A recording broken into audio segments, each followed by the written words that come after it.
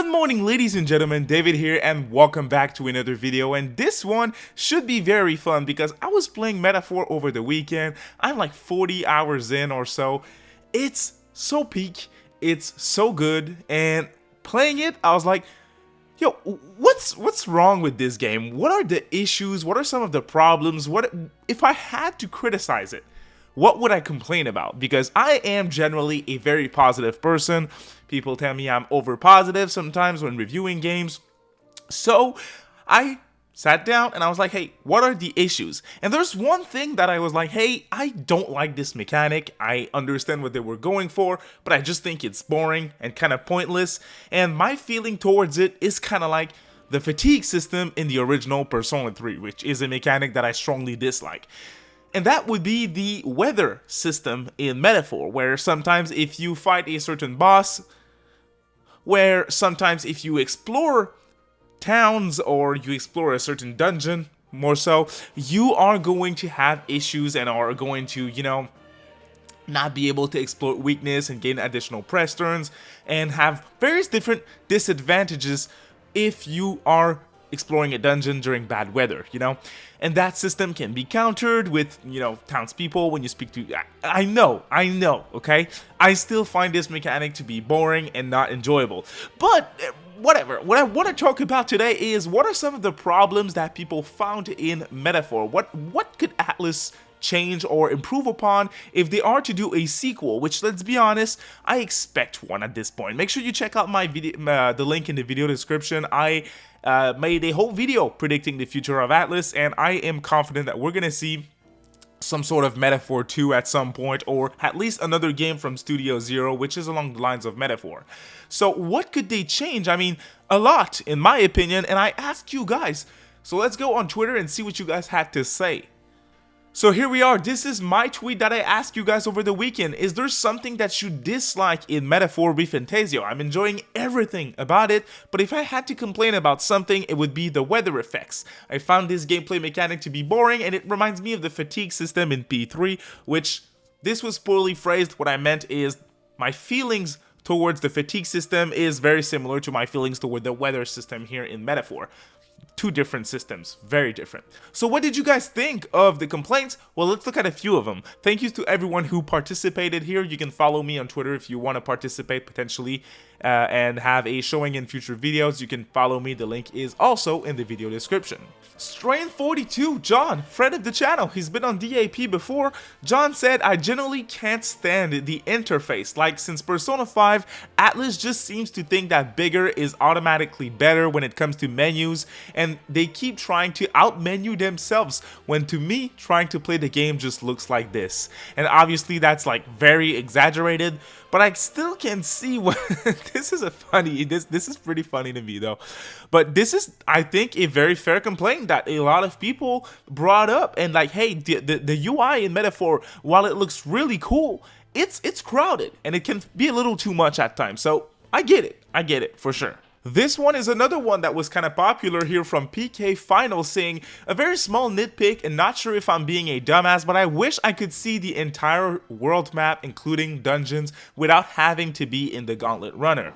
I get it. I totally get it. I mean, you can kinda, when you click, well, I'm on PlayStation, but when you do double R1, you can, teleport to other towns and everything. This is going to be spoilers free, by the way. Kind of late to say that, but spoilers free video. When you get to teleport at some point in the game, well, you can see certain towns, but you don't have this overworld map, which I would also like to see, especially if, let's say, you skip a certain dungeon, which is linked to a certain side quest, and you have time to do it. You don't necessarily have an easy way to look at where it is on a map versus other locations, and I kind of wish this was a thing as well. So again, I would say this is a small nitpick for sure, but I agree. Those are some of the small things that they could improve upon in a sequel for sure. This one from Unique90 is also a very popular one, not being able to romance the characters. And to me, this, I don't dislike the fact that you can't romance some of the characters. I understand that it's an appeal for a lot of people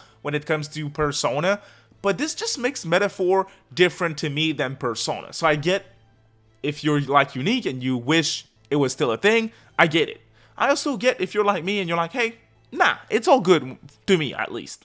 This one is a good one in my opinion from Glass Noir here saying, very minor, I would have liked for the action combat to be tweaked a bit. Getting locked into an attack animation sometimes got me ambushed in situations I thought I should have been able to dodge out of.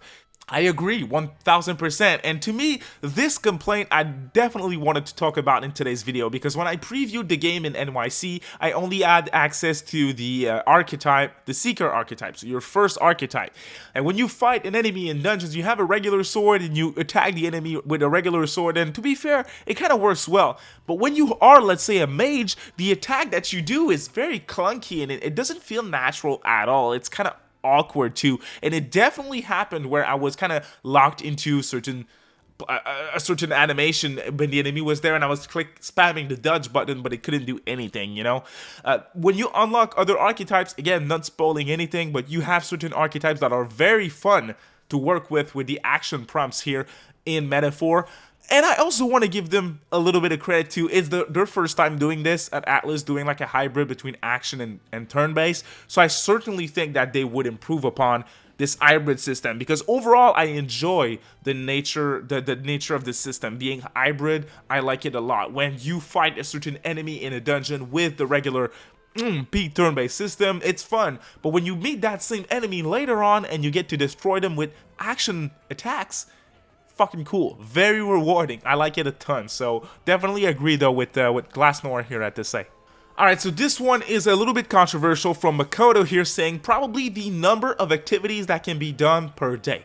I don't know why ATLUS still haven't grasped that you can hang out with multiple people or do various things in the daytime or evening. And you see, it's hard to comment on this because they would have to completely change the pacing of the game if they rethink all the activities that you do. See, I think what Makoto's saying here is interesting because I feel like this, if they tweak this, if they change this a little bit, it would have made Metaphor even more different than Persona. This is one of these aspects in the game where I do think that they were a little bit too safe. They were playing it too safe in my opinion, and a lot of people seem to agree with that. So as I said when replying to him, I think it's going to be interesting to see what they do when we get to a Persona 6, you know. Mr. X though, one here said social links needed to be voiced. And you know what? I always say this, ATLUS, they pick amazing voice actors, and it's definitely the same thing in Metaphor. All the voice actors, or at least the main cast, some of the other ones as well, like the crier in town, he's great, like all of them are very good. I wish that at least, yeah, social links, the bonds, I wish they were fully voiced. It would make even more impact, and the voice acting is so good in these games, in modern ATLUS games, that when you have a certain section of the game, when you have a segment in the game that isn't voice, it clashes. It's like, oh, okay. Oh, this moment, it doesn't impact as much, you know? So voice acting can be expensive, especially for over 100-hour RPG. I don't know how long Metaphor is going to take me. Again, I'm just 40 hours in, and I'm at the Dragon Temple. Is that how it's called? Virga Islands. That's where I'm at. Again, no spoiler. And I wonder how long it's going to take me. But yes, I do wish social links were fully voiced. Just more voice acting in general is always a good in my book. Johnny here says, I'd say the dungeons felt a bit disappointing after coming from Persona 5, which had great dungeons. Also, some bosses felt frustrating and unfair in my opinion, but it's not a big deal because you can always lower the difficulty in game. Now, when it comes to the difficulty and some of the bosses and everything, I do think Metaphor is a little harder than some other modern and ATLUS entries, but I wouldn't say it's necessarily unfair, at least again, in my opinion. That being said, the first part of the reply here saying that the dungeons felt a little boring at times, I can kind of see it, especially when it comes to the dungeons that aren't in the main story. Like some of the side dungeons, like the towers, they're pretty much all the same. So people were complaining about, you know, the how was it called, the mementos of Soul Hackers 2, or mementos is a good example of the reused assets and everything. People, Soul Matrix, the Soul Matrix in Soul Hackers 2, people were complaining about how it's a huge dungeon but everything looks the same, and obviously it's not that bad in Metaphor. It's more varied, but some of those side dungeons are kind of bland looking. That being said, the main dungeons are looking dope. They're fun to explore. They remind me of like old dungeon crawlers, like A Strange Journey and everything, although it's way more forgiving. But overall, I get where they're coming from here with this complaint here about dungeons not being as varied and exciting as Persona 5. But then again, Persona 5 has Memento, so maybe not the best comparison, but I still understand where they're coming from for sure. See, this one here from Avrazael is definitely a fair request here, and I think this is something that they would totally change when it comes to a potential sequel. I wish this game had a way to like save character loadouts and quickly switch them instead of having to go to equipment and then the archetype menu and then change up everything. I agree 1000%. A ton of people replied and said, hey, I wish you could change archetypes during battles. What Avrazael is saying here 1000%. Change archetypes in battle. I wonder how much that would impact the gameplay and the combat and difficulty. So that I'm not ready to go that far yet, at least. But yeah, definitely an interesting thing to think about for sure. So now we've been talking about problems and complaints and stuff in Metaphor for over 10 minutes, and we're kind of stretching it. I think most people are in agreement that the game is absolutely amazing. It's been a pure blast. I was thinking that it would be hard to not play Dragon Quest 3 HD 2D when it was about to when it would come out, and obviously the game's about to drop, and I'm not ready to pause Metaphor at all for anything else. So game's gonna have to wait, sadly, because Metaphor to me is absolutely amazing, and I do think there's room for improvement. No game's perfect, but it certainly is a fantastic experience, and 40 hours in, I'm ready to say it's my game of the year, and that is extremely high praise because SMT5 Vengeance is crazy good. Persona 3 Reload blew my expectations away. Like a Dragon Infinite Wealth was really good for the most part. I do have some heavy criticism towards that game, but I still think it's really good. Unicorn Overlord was the sleeper hit of 2024. Of course it is. It's Vanillaware. They always hit. But yeah, definitely a good year in gaming, and it's the same thing for Metaphor. Thank you all so much for replying to my tweet. Thank you all so much for your participation and for watching today's video. If you stayed until the end, thank you very much. Please consider subscribing for your weekly RPG and Atlus content. I'm trying to be the #1 source for Atlus news, so whenever something comes up, I'll be the first in line to report on it. Thank you for your support. Have a good day. Bye.